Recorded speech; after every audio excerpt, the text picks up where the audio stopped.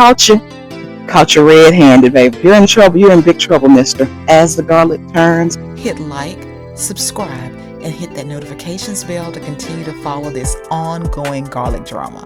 Let's get into it. some of you all gave me suggestions. The garlic that was mixed garlic, some of it might have been hard neck, but this is the Enchilada red. It's a soft neck garlic. So still don't have an explanation for why it did this. The first year I did garlic, it was perfect, had no issues. So I still have no idea what caused this garlic to do this. I'm also going to on camera go ahead and just pull one of these just to kind of see what it looks like under here. And if you see, I mean, it actually looks okay, but I don't know if this can be trusted because it looks so crazy up top. It shouldn't look this way. It really should basically have just like half the leaves brown. That's when it's time to harvest it. So because of this, I'm going to go ahead and harvest the few good looking garlic that I have. Here's a section of garlic here that actually still looks good. It's not really time to harvest it yet, but I've made an executive decision that I believe I probably want to pull these just because those other ones don't look right. And so I'm going to change my gloves because I don't want to contaminate these, but definitely want to go ahead and pull some things because I don't trust that this is going to go well. This garlic probably needs another 3 to 4 weeks to be fully ready, but I'm going to go ahead and start pulling these today. You always want to kind of take your trowel and just kind of loosen around it.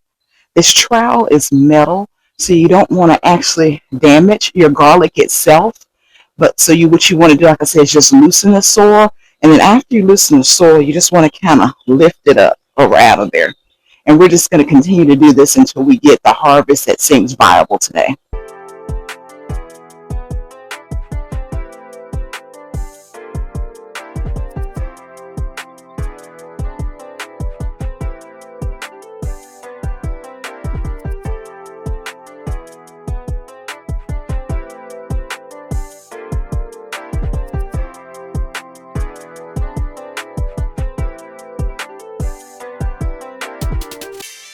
Okay, so looking here, that's not ready.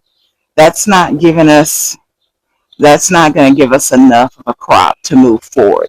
So we're kind of in a conundrum here because I can go ahead and leave the rest of this garlic out here.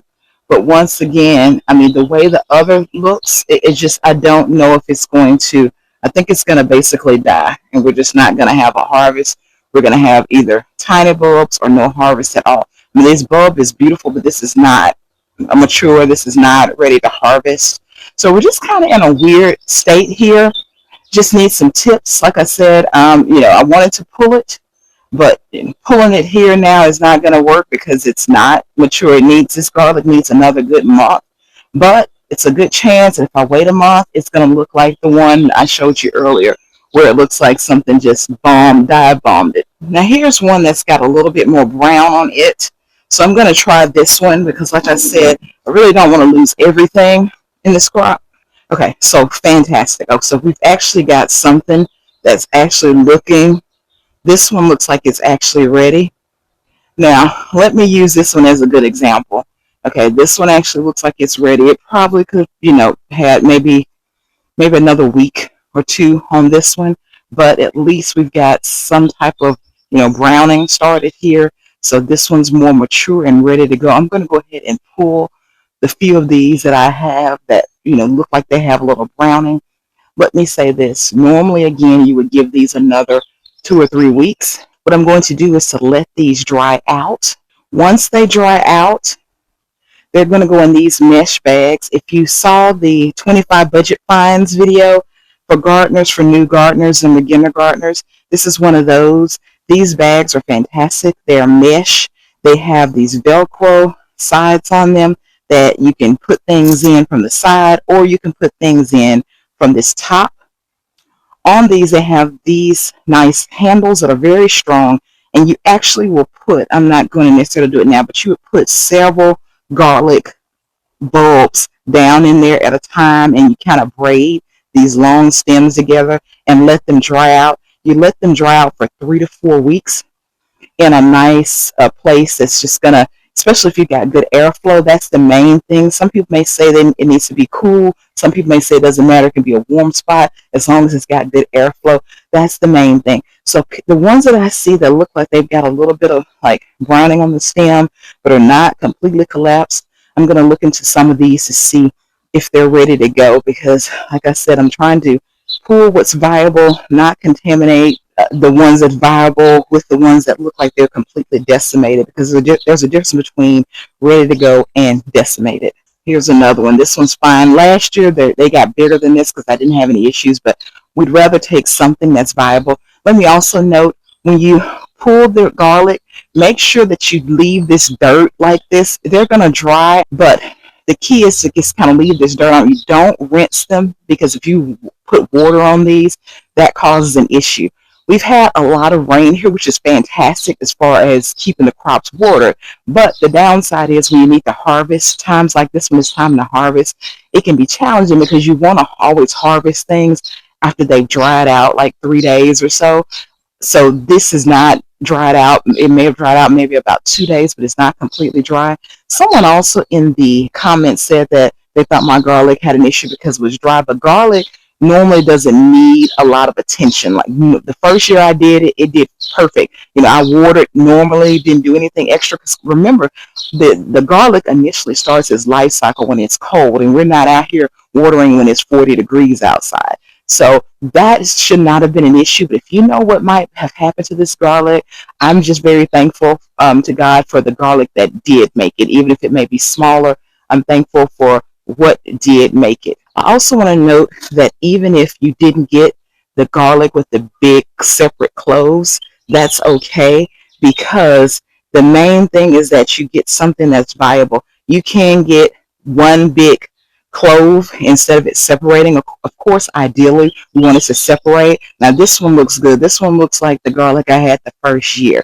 And I don't know if I remember the first year the stem doing this. I know the leaves turn brown. That's fine. But these stems look really rough this year. To me, the stems just look rougher than normal to me this year. I want to also note that this one, this garlic has been left alone. I hear it actually looks like something broke the stem on it. So I have no idea. If you know what can cause that, look at that. I don't know if this will be viable because it's broken. Once again, with this, I don't know if this garlic just did this on its own, or if something, a pest, someone's, something happened to it that's outside of what normally happened here. But yeah, I'm wondering what would break this stem on this garlic like this. I also want to note the drama here of certain garlic plants here. They have scapes forming.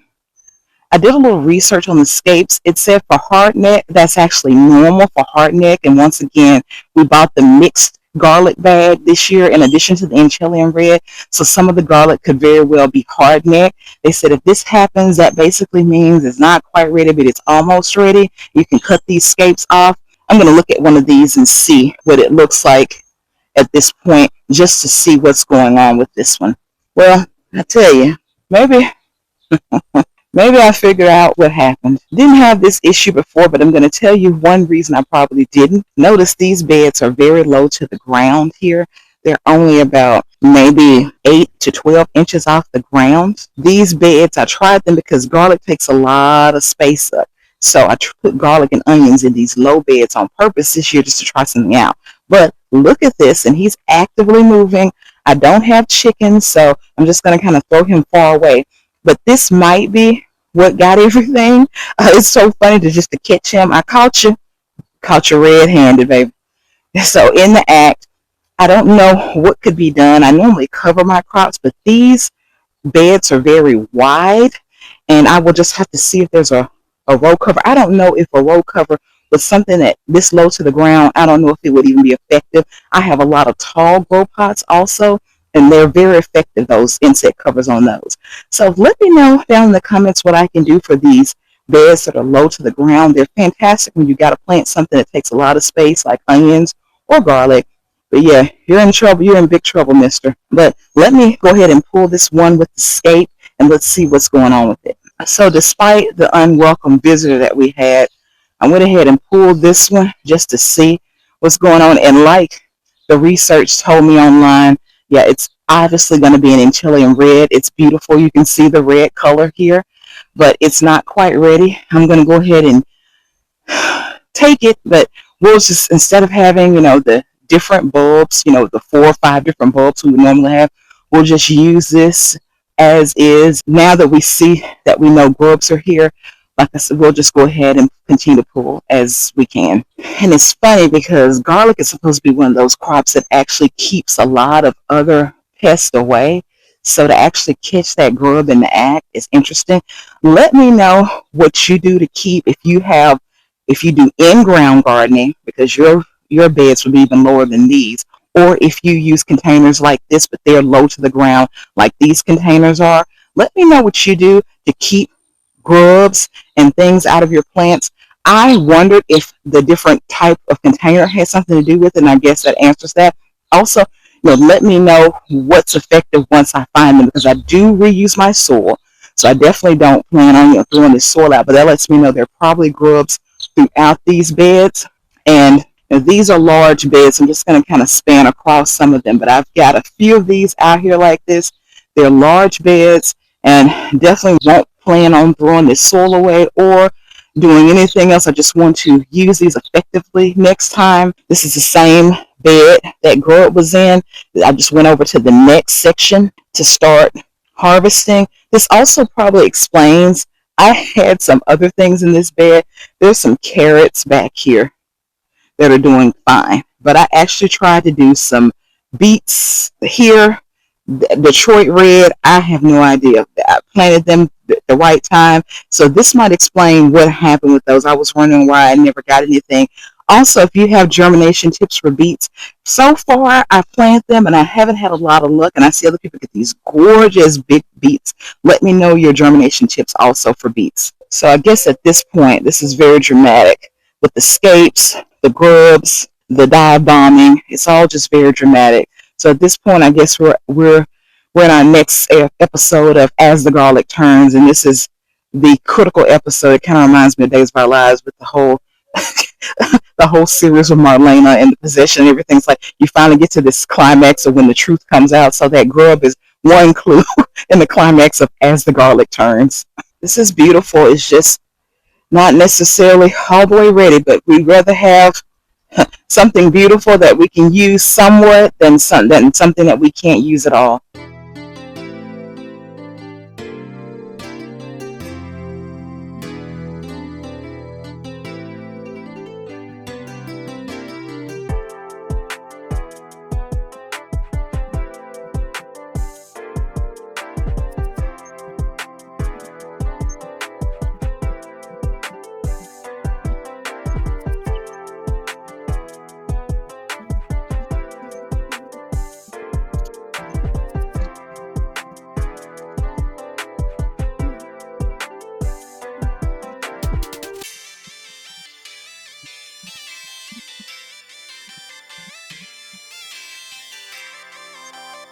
Okay, so this is where we are so far. This is from just a couple of the different sections, each one of these beds, and I've got I've got 4 or 5 of these out here.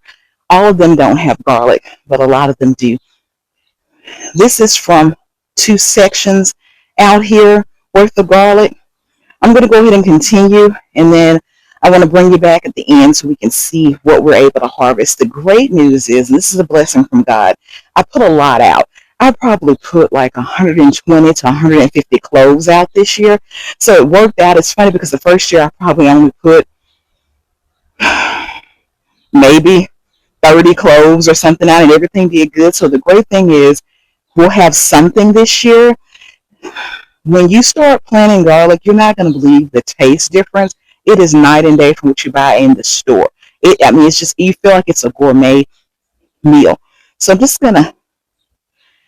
gonna go ahead and cut you all off, and then I'll bring you all back when I've got the full harvest for you to see. I also want to note this is the second time this year I've seen one of these worms. I saw one yesterday. So apparently this may be another issue in our garden. If it's not the grubs, whatever this is, this appears to be taking toll. It's actually on the garlic. It's funny because garlic is supposed to be something that's pest control, but so far these pests seem to be enjoying it instead of being deterred by the garlic. I'm gonna just lift him right off of here with this shovel. Come on, because you're in trouble too. You're on your way to the principal's office, just like that grub. We're gonna walk way over here in this backyard, way over here, and let you just have your way, honey. Way back in this back. Get behind me, Satan. Get on. Bye. Bye. Okay, guys, so here's our final garlic harvest. I put it on top of one of these huge containers that we use to mix our meals, mix DIY soil in. And so, as you can see, we've got various kinds because we had different kinds of garlic, so the color is reflecting that. We've got some like these that have that pinkish hue because it's the enchelium red, and all different kinds. So I'm very thankful to God for this harvest. Better this than nothing. And we'll go ahead and let these cure for a few weeks so they can go ahead and form what they need to be stored.